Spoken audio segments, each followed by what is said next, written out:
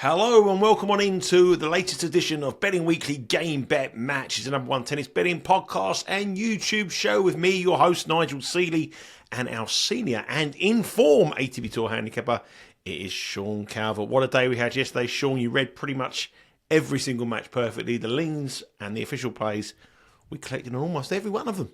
Yeah, I mean, I was annoyed that the fourth one didn't come in, which was actually the first one, wasn't it? But I think Medvedev was a little bit injured, wasn't he, with his foot blister. I mean, he said it didn't affect him afterwards, but yeah, nice to get those over the line. It's a shame they weren't all official picks, but I don't like making too many picks, as you know, during the French Open. It can lead to the poorhouse if you're not careful.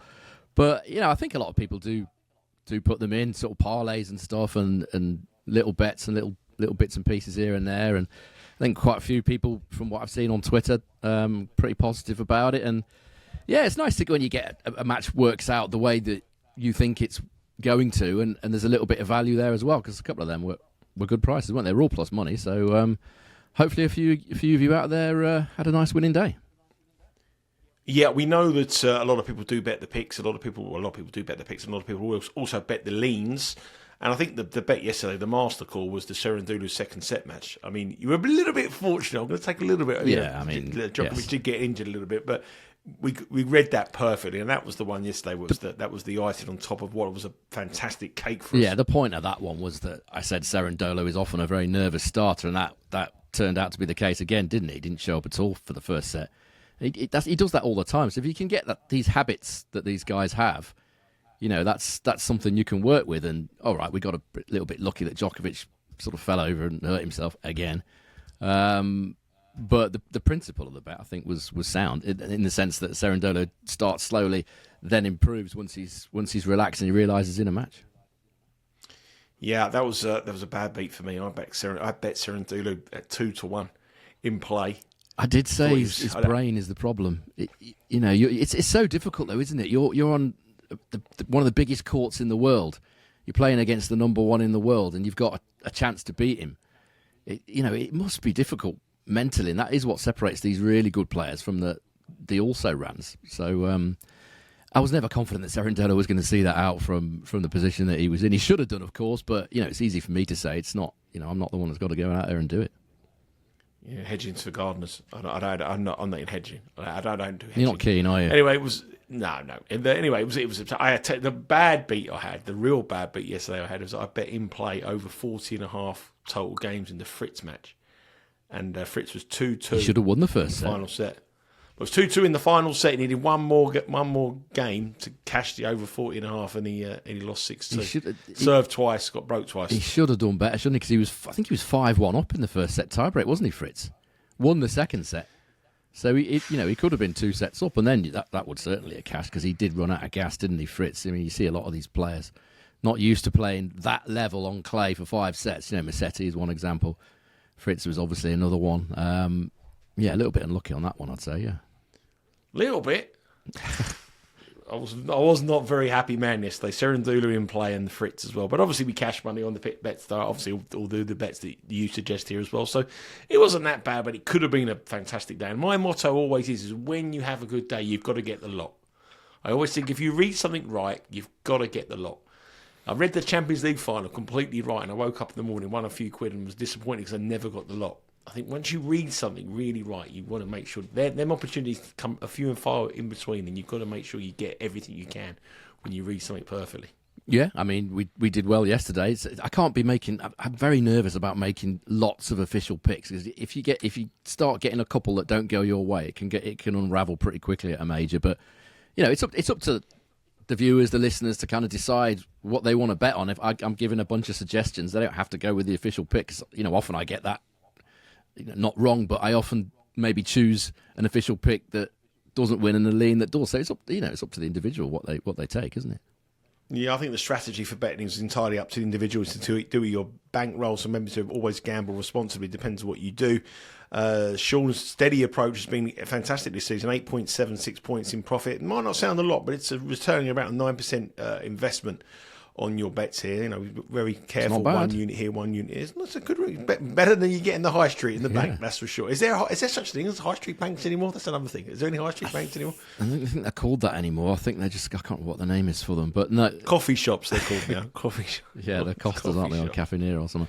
There are certain. I think there's one in Lee at the minute. NatWest's gone. Santander's gone. I don't think there's any. There might be a nationwide or something. I think it's retail banking. I think is what it's called now, rather than high street banking.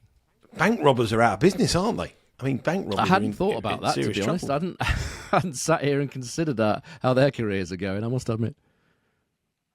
While I'm checking out the order of play to see if the order of play has been noted, the next match we're going to talk about, Sean's going to break it down for us, Alexander Zverev against Alex de Minaur, the battle of the Alexes. Zverev, who's going to beat Alex the Great, minus 245 Zverev in this match. De Minaur plus 195. The spread here is 4.5, minus 118 for Zverev, giving up the 4.5. The Aussie, who's made history, made the first Australian through to a quarterfinal of a major since Leighton Hewitt at the French Open, minus 106.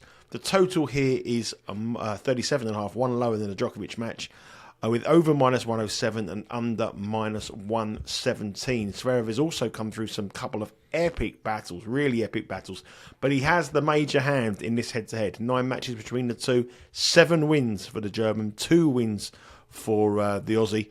And if you look at the record on clay, only 1 match, and that was in 2022 in Rome, where Zverev won 6-3, 7-6. Conditions are more Zverev now. I'm a little bit more optimistic about my future here, especially with the doubts about Djokovic as well. Have I got hope? Should I be optimistic or should I be wary of this match? Well, he's a minus 245 favourite, so you've got to be pretty optimistic. Zverev, I mean, should have lost to Griekspoor. Could have lost to Rune. Had Rune. Rune. He needed to take that 4th set, really, didn't he? Again, we're talking about Holger Rune's fitness.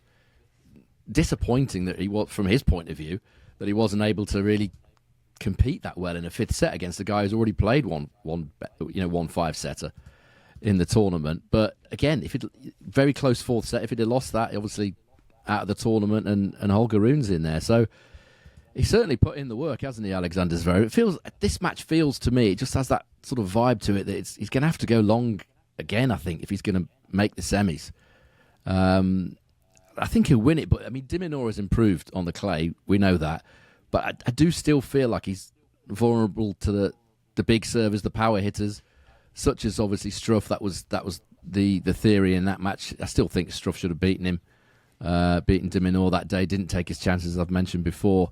He was also scuppered by the rain delays. There'll be none of that, I don't think, as the tournament sort of concludes. But if you look at de Minaur's stats for this French Open, they're very good indeed. Service points won and return points won, total of 113, which is something I would never expect to say about de Minaur on clay, particularly a best-of-5 clay French Open major. That beats Zverev. Zverev's on 110. His service points won and return points won total. De Minaur's winning 48% of return points this French Open, which is quite impressive to say the least. So this one for me is all going to be about the Zverev serve and his forehand against the de Minaur return, because that has been the key difference in this matchup. Basically, Zverev's bigger serve has been the difference between him and de Minaur in all the matches that they've played.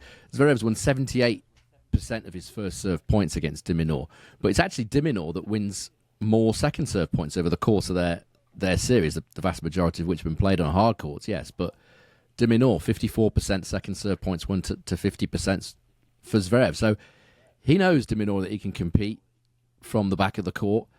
If we look at this head-to-head in detail, it does, if you're a Zverev backer, it would give you a fair bit of comfort. 7-2 to Zverev overall, 1-0 on clay. Service points won and return points won totals 105 to 95. But is this a different Alex de Minaur that we're seeing at the minute? It certainly appears that way. I mean, the way he played against Medvedev was impressive. I know Medvedev had that blister, wasn't it, or something? We had to look at his feet for quite an unfortunate length of time, didn't we? While he had a medical timeout. But Medvedev was quick to say that was nothing to do with it. Yeah, I've had that problem, but I just didn't play well, and he played better than me. And he did play really, really well, Minaur. The stats that I've just said shows how well he's playing.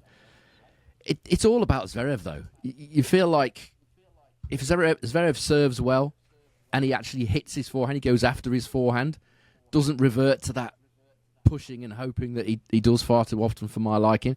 If he takes this match by the scruff of its neck, and plays the way that I think he should be playing, aggressive, use your power advantage, then he should win this match. But it could be one of those ones where Zverev feels like he's expected to win, and that, for me, is never a great situation for Zverev. He reverts to, as I said, playing safe, pushing a bit, and kind of hoping it's going to be enough. I'm not sure it will be enough against the de Minaur that we're seeing at the minute. Obviously, the slightly quicker conditions, you'd think would favour both guys, actually. I've got a bit of a theory in this one. It's not a confident theory, but I feel like Zverev over 20.5 total player games at plus 102 with Bet Rivers would be perhaps one way to approach this. It feels to me like Zverev will win, but I don't think it will be easy by any means. I think de Minaur will put up a big old struggle. And given that Zverev holds a lot of the time, 86% of the time against de Minaur, and obviously holds a lot of the time anyway, I feel like he's probably going to have to cover. He's going to have to go to at least 21 games to beat de Minaur here. Yeah, I mean, this is an interesting one for me. I think de Minaur's been the takeout of the tournament. I think he's been exceptional. And I've spoken to you in the build-up to Wimbledon that he's on my radar for Wimbledon if he gets a favourable draw. Yeah. The lines are coming in. He's still 50-1, but I think that he's going to go in there with huge confidence, up to a career high, be inside the top 10 after this week, and I think he's going to be dangerous there. I think he really is. Because a lot of these players are going to still come in injured. They'll be fatigued, quick turnaround, and I think that someone fresh could surprise there as well. So de Minaur's definitely on the up. Alexander Zverev is the favourite here, minus 245. It all really depends on what the mindset of Zverev is going into this match. Thank you very much for joining us. We've had a huge amount of new subscribers join us this week for the French Open, and lots and lots of comments and lots and lots of questions. I've got a question for you, Sean. It's a question that a lot of people always ask you about your stats, where you get your stats from. A lot of people are new to us now, so they're asking me stats. Yep. Where do you get the head-to-head record? How do you know where a player has a record against top 10 and left planders and stuff like that? A lot of people have asked me, where does Sean get this stats? I say he's a super brain. He walks around with, you can ask him any question on tennis, but where do you actually really get them from? Some of them I do know off the top of my head, actually. Not all of them, obviously. That would be crazy. Things like head-to-heads and record versus left-handers and all that sort of stuff you can get for free off the web. Tennis Abstract is a good website for that. That's the one I tend to use most, probably out of the free sites, because it's got a lot of drop-down menus on the left-hand side. It can give you a record against left-handers, records on different surfaces, all that sort of stuff. There's quite a lot of information there, and it's a free website. The other stuff I get, i.e. the service points won and return points won totals, that I get from On Court. It's a PC program. It's kind of annoying for me because I use a Mac, so I have to use two computers because they haven't released a Mac version, despite me complaining about it. So you haven't. I did actually, yeah. Surely. I just said because they do an iPhone version, but they don't do a Mac version. So I didn't really get that. So I asked them whether they were going to release a Mac version. They just replied no. That was it. that was a couple of years ago. So maybe time. And you are on a cheap membership, so be careful because your membership could go up if you keep moaning. No, I got a lifetime subscription. Ages ago. Well, that lifetime could be gone. Yeah, they probably will cut me off at some point. Yeah, but yeah, I don't know how much that is now to subscribe, but I got a lifetime subscription years and years and years ago. But On Court is the one that you want if you want to be looking at the real kind of nitty gritty, the service points, winning return points, one tells, all that sort of stuff. You can get on there. Yep. So that's the questions. Keep the questions coming. If you've got any questions for Sean about strategies or anything for me or anything like that, please give me the question. And thanks very much for all the tremendous views we've had on the French Open. It's been our most popular week so far in terms of views on the tennis show. So really, really encouraging stuff there. Wimbledon around the corner. And don't forget the soccer as well. Euro 2024 starts in 10 days' time, and the boys are putting together some fantastic material for you here on Betting Weekly Studios. So make sure you subscribe. Tell your friends to subscribe, because you'll get more. You won't find anywhere better for the soccer and the tennis coverage that we'll be covering for you over the summer, which includes Wimbledon as well. I just got my ticket to Wimbledon, by the way. You got one? Yeah. How did you get one? Ballot? If you enter the ballot and you're unsuccessful, they put you into like a pool of people that can then lucky loser, that can then apply for any returned tickets. The problem is you have to go onto the website, log on, all that sort of stuff, and you have to just keep refreshing this page for weeks on end until things pop up. And then when they do pop up, you've got to get in there quick. You've got to press that button and check out within about 3 seconds. So I did get a ticket for one of the days, and it's actually behind the baseline as well, right up in the row, because you don't get a choice of seats. It's just that's it. Whatever they've got. Yeah. So what day are you going? I think it's day 4. Number 1 court. So if you think you've seen me moan a lot on this court, you should you should tune into the Instagram that day. There's going to be all sorts of complaints from me that day, I'm sure. So they got Sean covering. We'll both be at Queen's Club as well. The French Open's coming to conclusion. I'm heading to Germany for the European Championships. Lots of come on the Instagram page. Remember, there's loads of ways to follow us. Subscribe to Betting Weekly Studios on YouTube. Really, really encouraging the amount of subscriptions in there. Please keep them coming. Download the podcast, Betting Weekly Game Bet Match, if you like to listen to us in preferred podcast form rather than see our ugly mugs on the television. I suppose there's probably a lot of people might want to do that. And obviously follow us on our socials on Twitter and on Instagram. As Sean said there, he's going to got some stuff coming from Wimbledon. I'm going to be in Germany. Sean's going to be in Mallorca when the build-up, and I'm going to be at the Queen's Club as well. I think Sean's joining me there as well for a day. So lots and lots of stuff coming your way over this jam-packed summer.